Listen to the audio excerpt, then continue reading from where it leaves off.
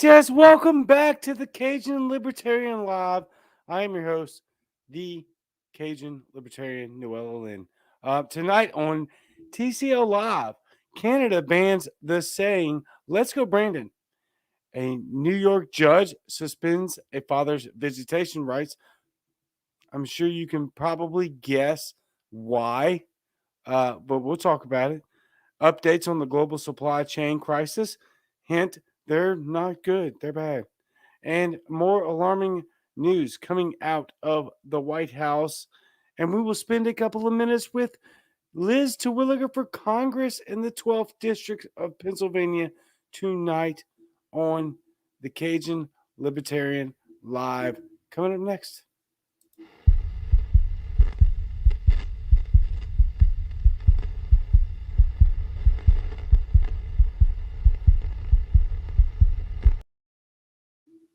All right, we're right back at it. I'm trying to switch things up to make sure that we are meeting the demands of what's happening and what's going on. Thank you very much for being here tonight. We have a very special episode of the Cajun Libertarian Live right here for you tonight. As long as Facebook will allow us to do this thing, right? And so, as I mentioned in the comments, we have a bunch of things to go over. But first, what we're going to do is we are going to bring on Liz Terwilliger and recap the Perspectives on Freedom event in Pennsylvania. Liz Terwilliger, let's bring her on. Hey, how you doing? Doing good. How are you? I'm good. Not sure where you were going there at the end, so happy to be here. Yeah, I am. I'm still dealing with the struggles that are adjusting to a new computer that is not Apple. All of my stuff is Apple, but I have to do the thing on this computer here because of malfunctions. It is what it is. But we will absolutely have a great program and have a great time with you, Liz.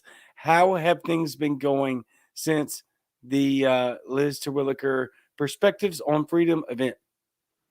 Very well. We had a big food drive in the month of September as well that we wrapped up, and we loaded an entire school bus with food. It was awesome.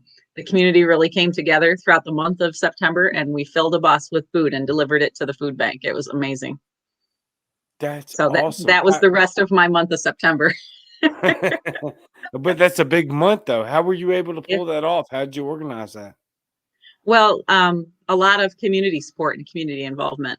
So a local fellow from my county, his name's Bill Snyder, came up with the idea because, with COVID, a lot of our food banks have really helped us out a lot. They are, okay, so CHOP is what ours is called, Child Hunger Outreach Partners. I had a bug, sorry. They did a lot.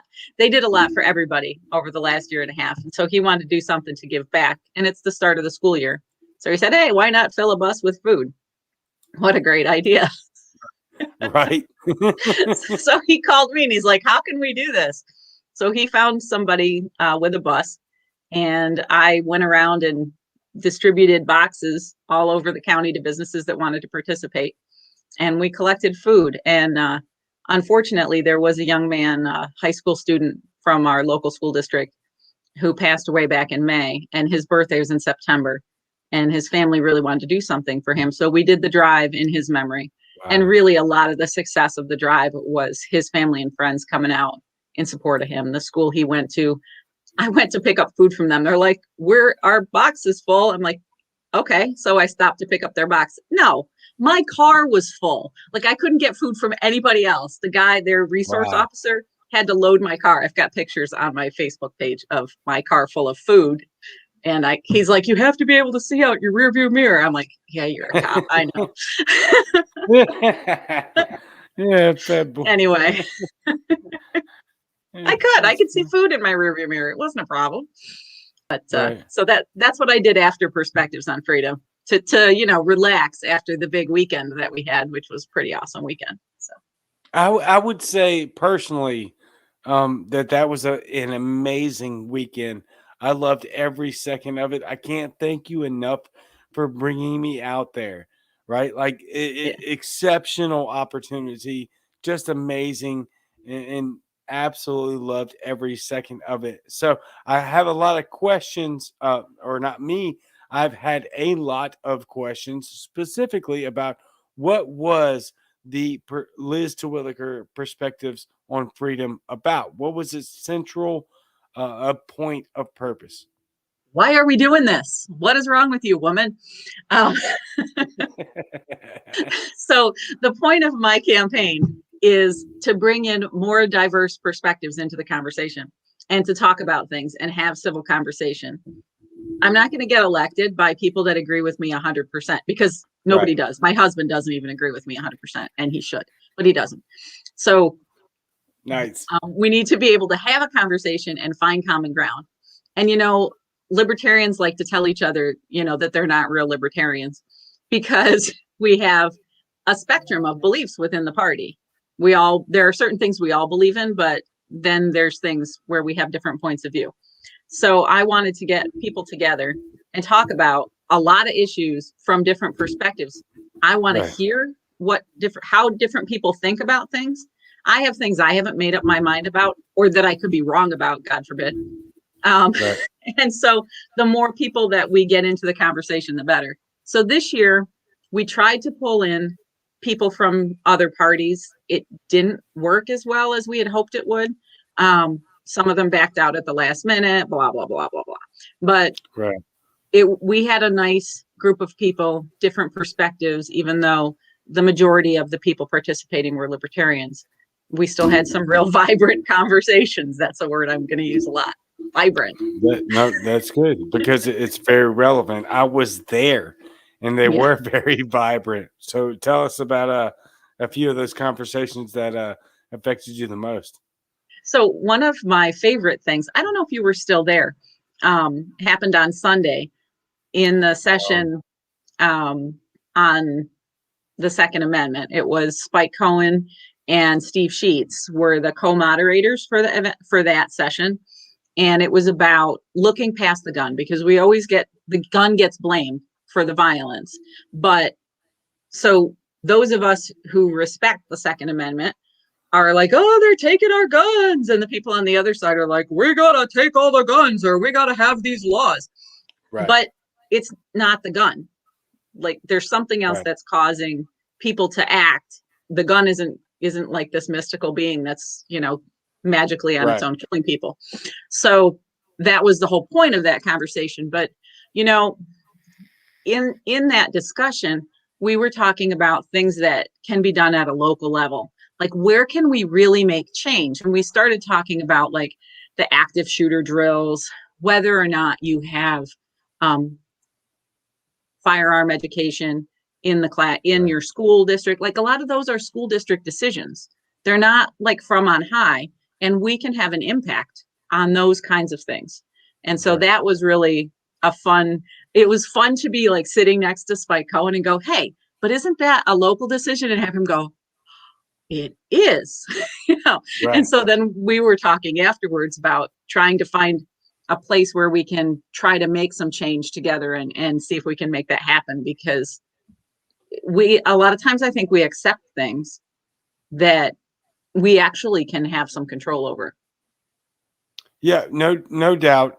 There's a reason that we are strong Second Amendment advocates, and the number one reason is because of firearm ignorance.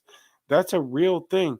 That's the Yeah. most important reason that we have people advocating for gun control because they don't understand at all what it means to own and operate a firearm under safe conditions.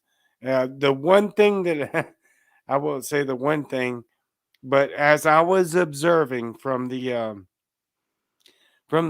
congregation, right, was that was the COVID and vaccination I knew mandates. you were going to bring Yeah, that up. yeah, you knew I was going to bring that. This is a big deal for Ah, me. I stay on it, but it was a very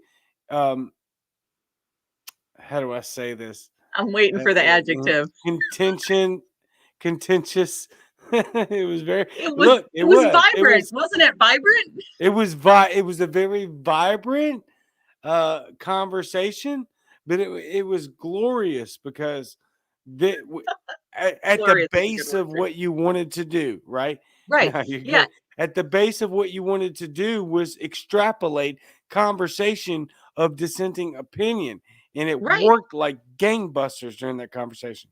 Right. So, but I don't know if you heard me. Like, I'm standing in the back after, like, it's time. I'm like, it's time. We gotta like wrap it up here, people. 5 minutes, I think, to go in that session. It all of a sudden became a vibrant, glorious conversation. I'm like, Yep, could you not have had your input 40 minutes ago? yep. Because then The I felt issue. bad because we had to cut it short. The same thing happened Saturday night. So we're planning to have perspectives on freedom in 2022. We've Yeah, got a list of things that we're going to do differently. One of them, many of them, revolve around communication. The venue was supposed to be open till 10. Saturday night we had a session running. So I didn't mean to like move off the COVID thing, but no, Saturday you're night we good. had the session running. We were having this great conversation, and all of a sudden they're expecting that we're going till 9:30, right? All of a sudden they're like, "Oh no, we close at 9." Yeah, they did do that. I'm like, "What? No!" Yep. I'm like, "I just asked the question I need an answer to. Now I have to go tell everybody that we have Yep. to leave." Damn Yep. it.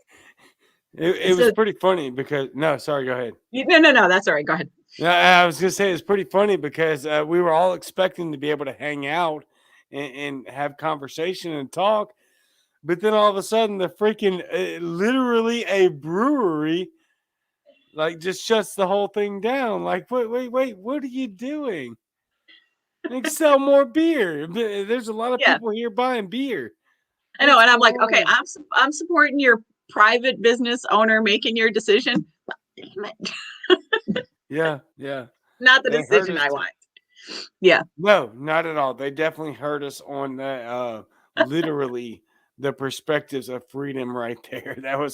That was a tough one. No, I don't think anybody was expecting us to be kicked out of the room I at know, that right? point. That was crazy.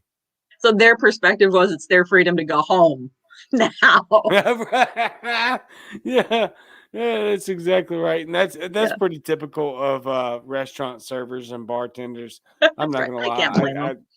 Yeah, no, We I we don't. dragged them out there at 8 o'clock in the morning. So not all of them, but some of them. Yeah, we had Uh, a bunch of them out there. Yeah, but we filled that place for sure. to go back to the the session that was actually on mandates, because the conversation was supposed to be about um, if there's ever a time when like a mandate is appropriate. That really ended up being about COVID. Well, of course. is is kind of but that's kind of the point, right, of these conversations. So the format was supposed to be discussion, and some of the sessions captured that better than others. That one, not so well, but I think we set it up poorly from a logistics standpoint. So I'm not blaming the moderator on that one.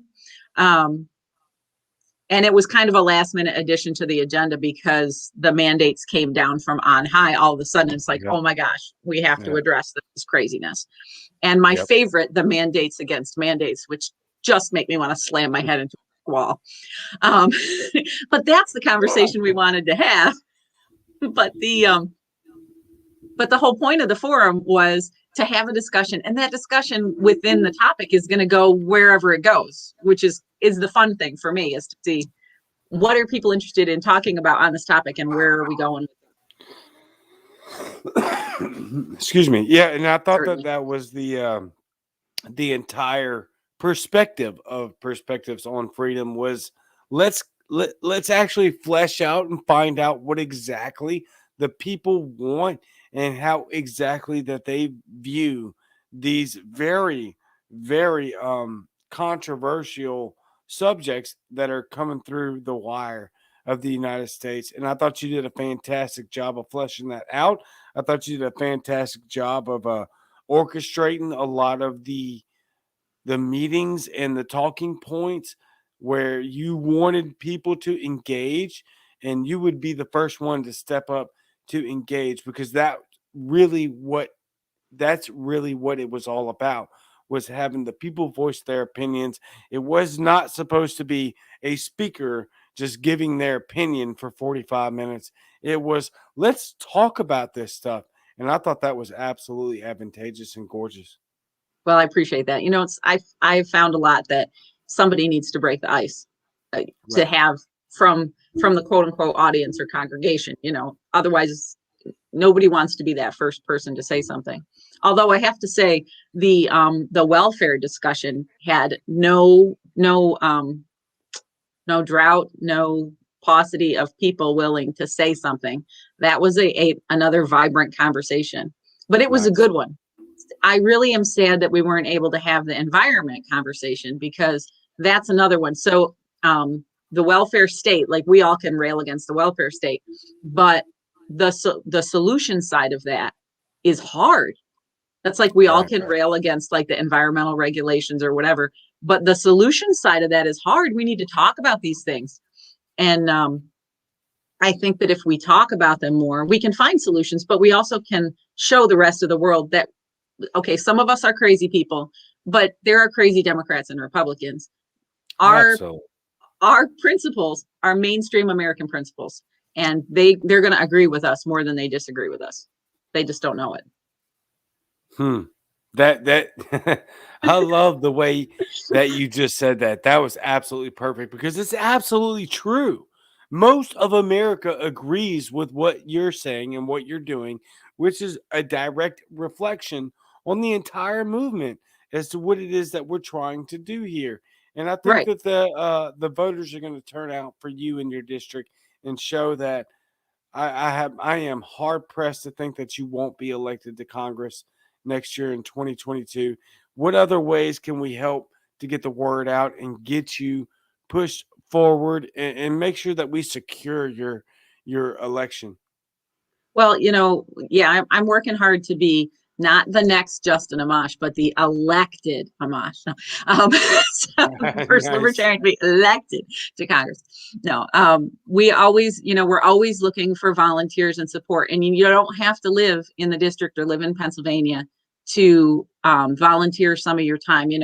Social media is crazy in terms of keeping up with posts and things. So we're creating content. If you have some time and you want to be somebody who posts content for us on a schedule, or that kind of stuff that just takes time, or do some phone banking when it comes time for signature collection. We're going to need support for signature collection, and that's in district or local. Sometimes people come from surrounding states to help us with signature collection, but my minimum on signature collection, I have to have 4,800 valid signatures, which means we probably are going to have to double that, which is crazy, but that's what I'm shooting for, to make Right. sure that, because I lost ballot access last time by 20 signatures, which kills my soul.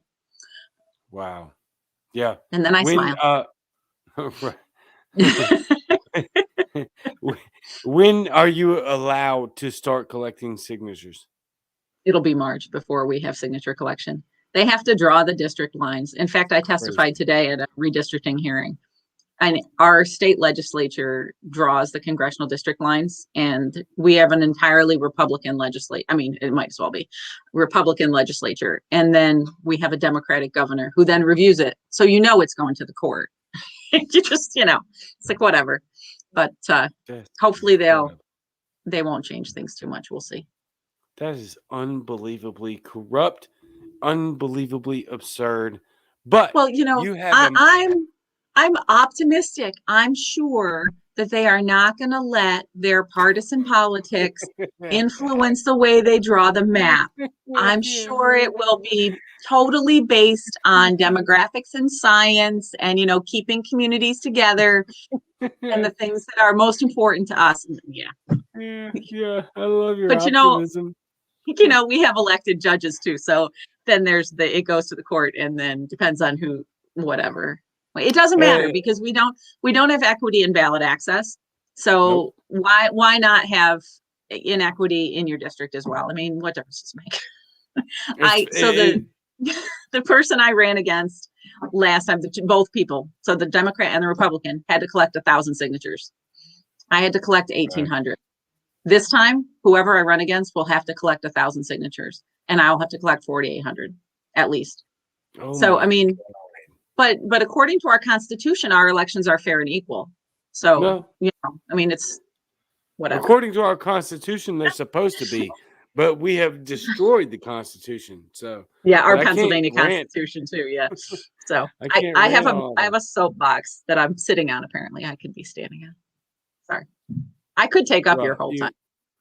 No, you are standing on it. You're sitting on it, and don't stop being loud about it because it's a very important what you're doing and what it is that you're saying, and we're going to keep pushing you forward, and we're going to keep. I don't know how we deal with the ballot access. This is incredible. We just keep fighting folks.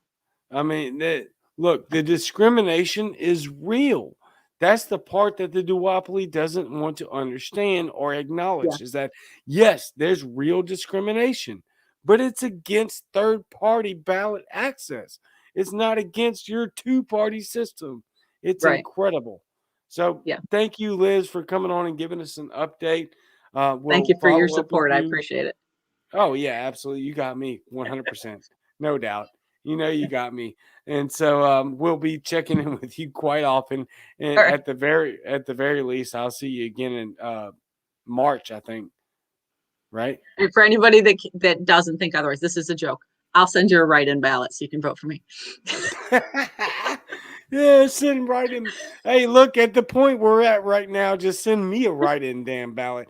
I'll freaking vote for you. There's no reason that we can't do it at this point because who the hell cares? Election laws mean nothing apparently. So send me the write-in ballot. I got you. I will copy pasta that write-in ballot and send it to everybody that I know. And all my dead relatives. All right. Yes, indeed. All right, man. So fantastic, Liz. Thank you so much. I love every second that I get to spend with you. You're amazing. I can't wait to talk to you again. All right. Have a great rest of your show, man. Thank you. Yep. It's incredible. I love Liz so much. I got to spend so much time with her in Pennsylvania, and she's exactly what you see right now. 100%. She is real, and she wants to be a representative and not a politician. So, if you're in Pennsylvania, or apparently if you're not, find out a way to vote for Liz Terwilliger for Congress right there. I don't know if you can see my cursor. Probably not. Liz Terwilliger for Congress.org. I'm still working with the other laptop, which I can't figure out quite yet. Still look like I'm glaring here. But we're going to do what we can to make sure that we do the best that we can until I get my MacBook back. Yes, Alan Garman. Beautiful. 4,800. That's ridiculous. Yeah, if you didn't know, if you're in Tennessee, they need, I think, 25 signatures for ballot access for Democrats and Republicans. Libertarians, third-party candidates need 5,600. So the discrimination is real. Let's go, Brandon. Thank you, David. Absolutely. No question. Let's go, Brandon. So I need to pitch my socials real quick before we get into the rest of the segment. Or I'm sorry, before we get into the rest of the show, which should be gangbusters given the information that's coming down the wire. So please stay tuned. I know I lost a few of you all there at the beginning, but please come back. We are going to have an exceptional show. But before we do that, I am told I have to pitch my socials. So go follow me on Instagram, Twitter, YouTube, like and subscribe, hit the notifications bell so that every time I go live, I'm right there on your phone. Because why? I may not be allowed on Facebook for very much longer. Technically, I'm not allowed on Facebook right now. But because I have an exceptional team and other things, I am here with you right now, live. So don't forget anchor.fm, Cajun Libertarian. You can check me out there, which would be extraordinarily helpful. Google Podcasts, Apple Podcasts, Spotify. Please go leave me hearts and 5-star reviews on all of them. Subscribe to all of them, especially Apple Podcasts, which apparently right now seems to be the number one way that I can get the information out. JP Stevens, encouraging voter fraud, LOL. That's how Facebook gets you for good. I don't encourage voter fraud. Not even in the least bit, JP. So you can kick rocks. That is obviously some sarcasm there. So, moving on. A lot of people are worried about the housing market, rightfully so. Here's someone that can help.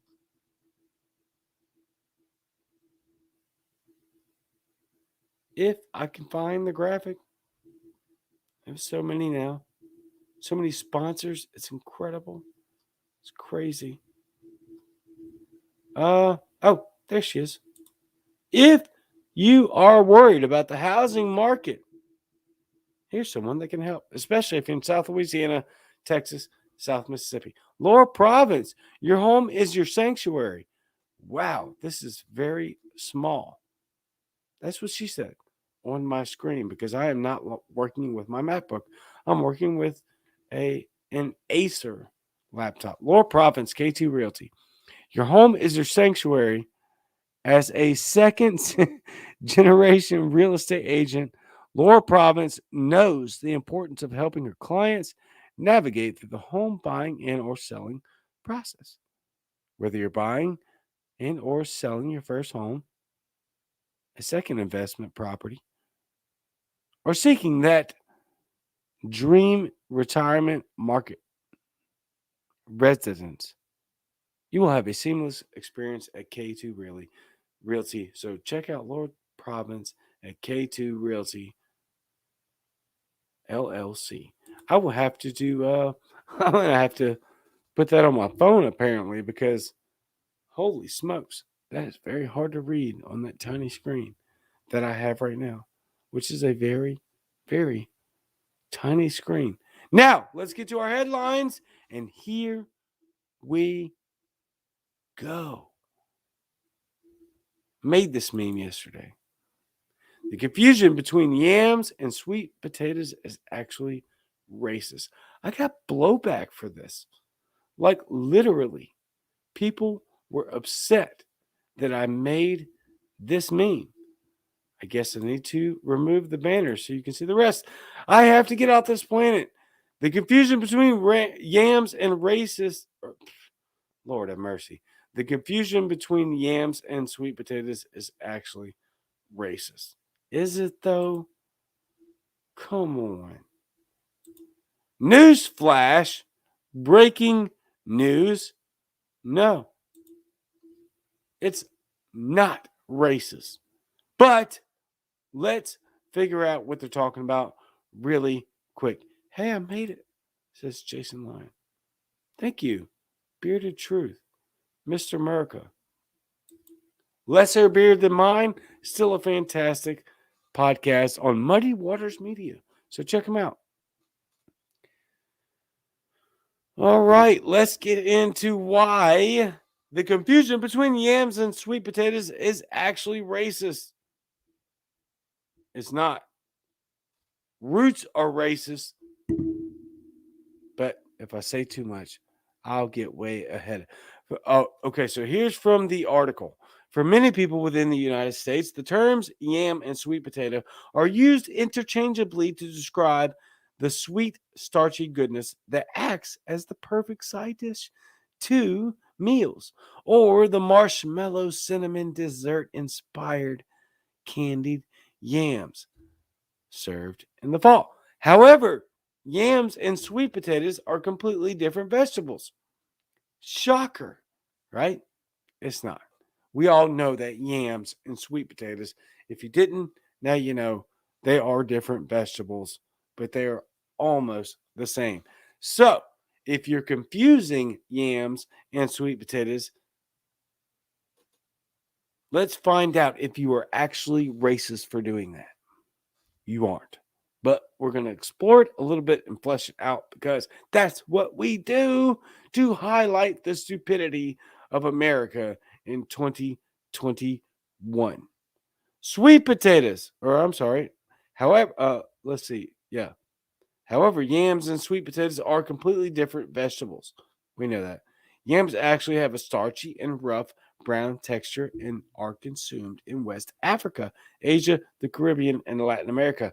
Sweet potatoes, on the other hand, are a New World root vegetable that has a creamy interior and has a soft red exterior. So there you go. You have now the definitions between what a yam is and a sweet potato. So let's keep going. The mix up occurred around the time of the transatlantic slave trade. So now we get into why it's racist, quote unquote. Yams are customary to West African food traditions as European slave traders crossed the middle. There looks like a word missing there. As European slave traders crossed the Middle Passage, they packed copious amounts of yams alongside black eyed peas to feed the captives. Why is that racist? Yams were not readily available in the Americas as sweet potatoes were, which traveled from Central America with Christopher Columbus. More Christopher Columbus talk during this segment of how is that racist? Newsflash, it's not. Just in case you didn't know. And look, let me explain why I'm even going into this. Is because I got blowback for the meme that I made in regards to this article. Which, if you didn't see it before, because we have new joiners or new watchers and listeners joining every second, which is crazy to me. That's the meme I made. Confusion between yams and sweet potatoes is actually racist. And then I say I have to leave this planet because this is ridiculous. This is utterly stupid. And I'm not going to spend a second more of my time on this.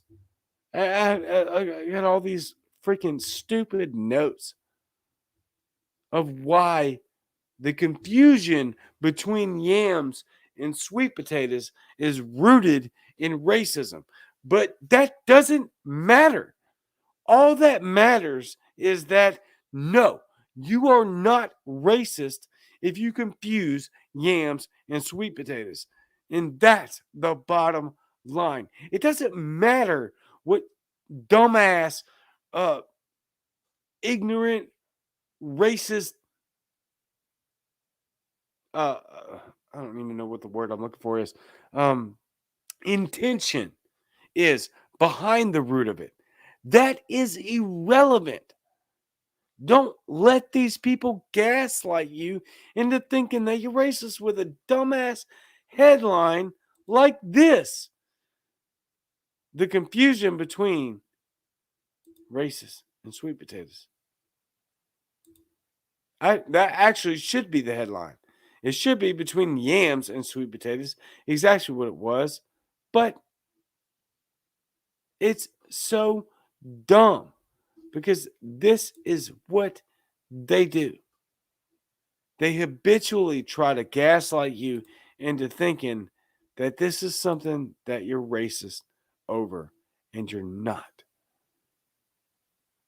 Many people, including myself, confuse yams and sweet potatoes. You're not racist for it at all. Not 1 second. And with that being said, I'm not going to spend another second on this trash. So, you know what's not confusing? Where to find high-end bags and accessories. That's an easy one. You can go check out high-end bags and accessories. Fierce Luxury by Ashley.com. That's Fierce Luxury by Ashley.com. If you're looking for high-end bags and accessories like Gucci, Louis Vuitton, Chanel, and Hermes, you can go find that website right there and do the thing. So go do the thing if that's what you're looking for. Please. Looking at comments now.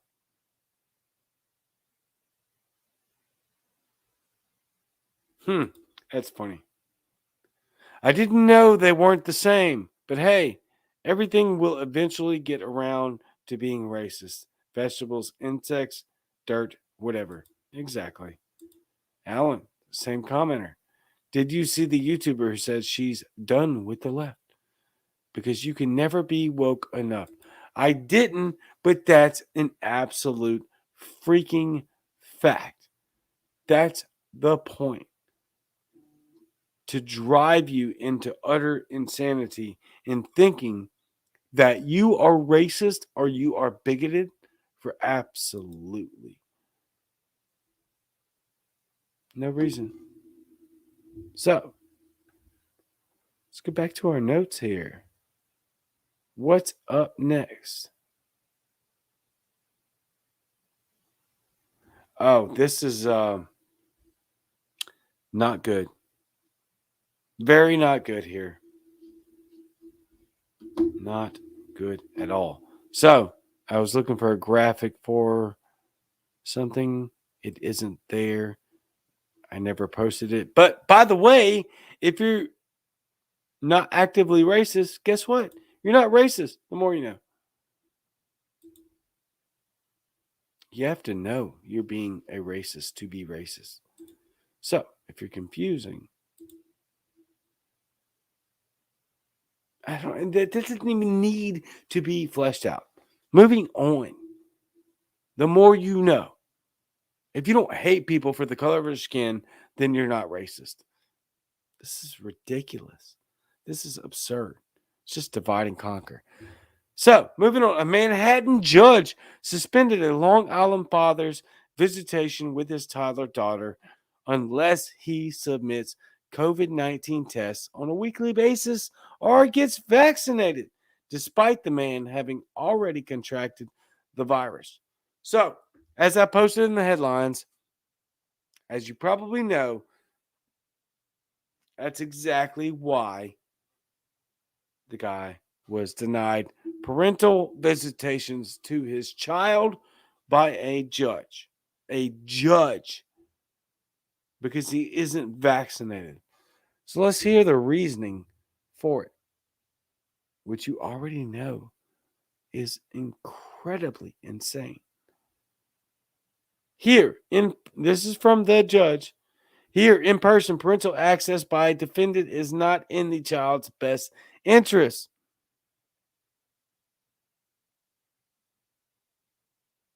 And there are exceptional circumstances that support its suspension, wrote Justice Matthew Cooper, according to the New York Post. In a case involving the father's divorce and custody dispute over his 3-year-old daughter, Cooper also wrote that the dangers of voluntarily remaining unvaccinated during access with a child while the COVID-19 virus remains a threat to children's health and safety cannot be understated. Oh my God, there's so much to unpack in that statement from a judge that sets a legal precedent. This is ridiculous. Number one, let's address the obvious. Kids are not susceptible to severe infection and disease and results of the COVID 19 reaction. They're not at all. We have all the data in the world to prove it. So what are you talking about? Child's best interest. No, the child's best interest is to have a mother and a father involved in their life, so long as neither one of those participants are abusive, which we have not found out from this case at all. This is obviously a father that wants to be a part of his freaking child's life, but you're going to deny that based solely on politics. Don't mix it up. This is politics. It has nothing to do with the child's safety. Nothing at all. We know that for a fact.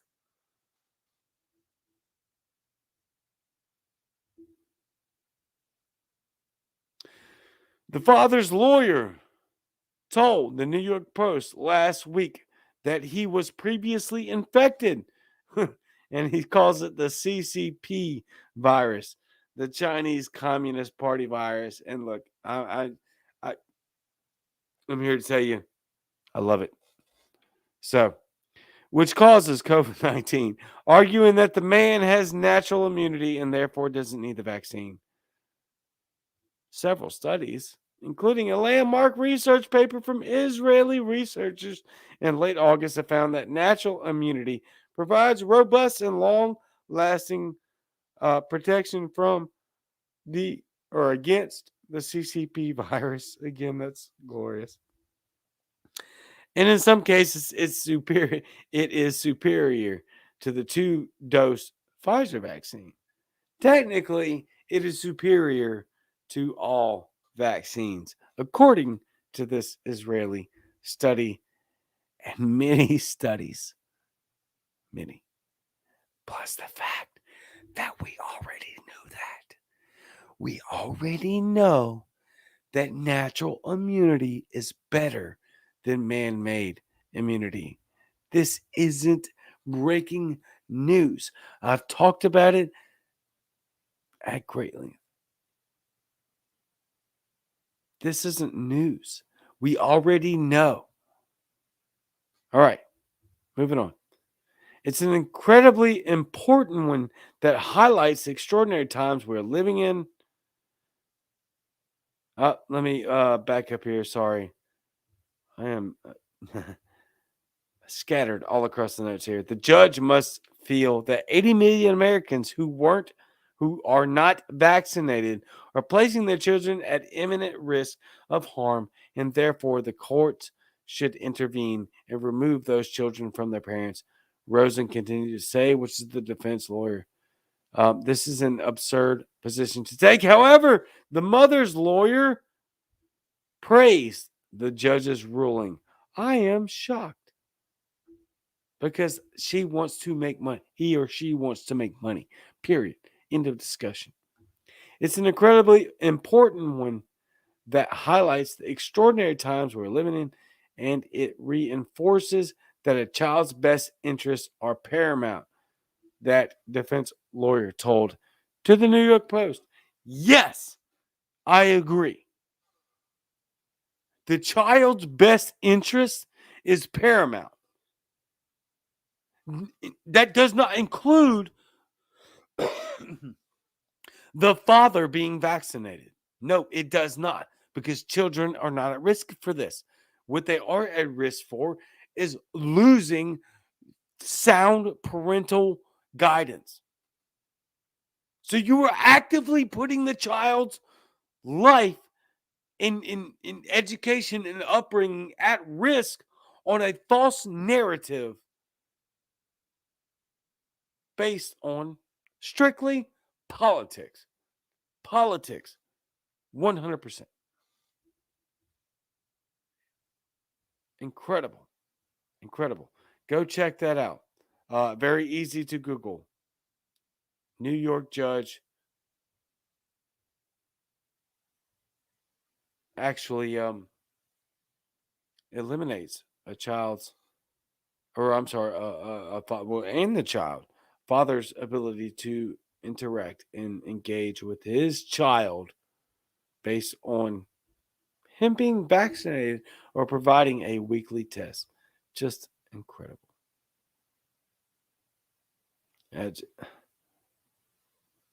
This stuff is absolutely absurd, ridiculous, and tyrannical.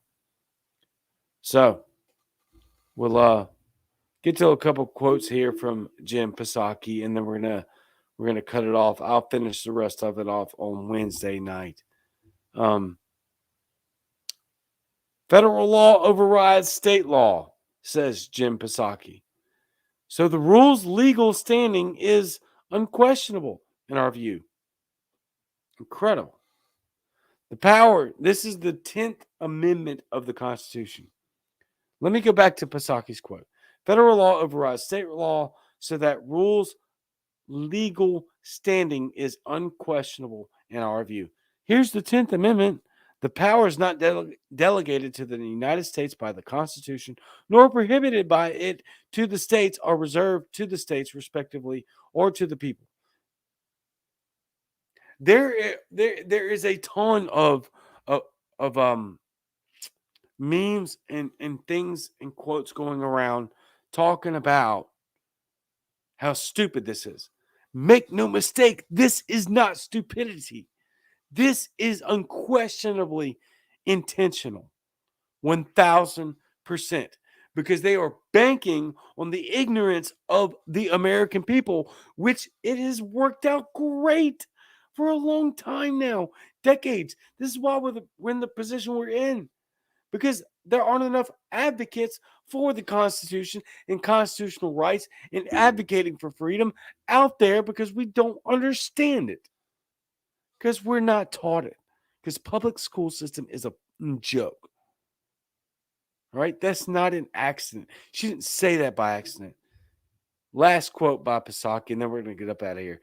The president wants to make fundamental changes to our economy, and he feels coming out of the pandemic is exactly the time to do that, Psaki told reporters. This should be super freaking alarming on all fronts. We do not need the government altering the economy in any other way than one, and that's getting the out of the way. Get out of the way, but that's not the goal, is it? It's not the goal.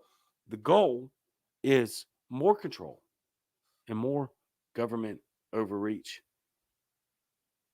And this should not be taken lightly by any stretch of the imagination. On Wednesday night, I will show you some of the things that are going on with the global supply chain.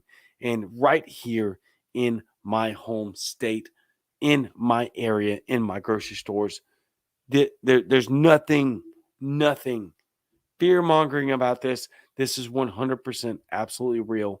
And we need to be aware and spread the message. That's just a thought. Take it or leave it. I love you very much. I'll see you Wednesday night.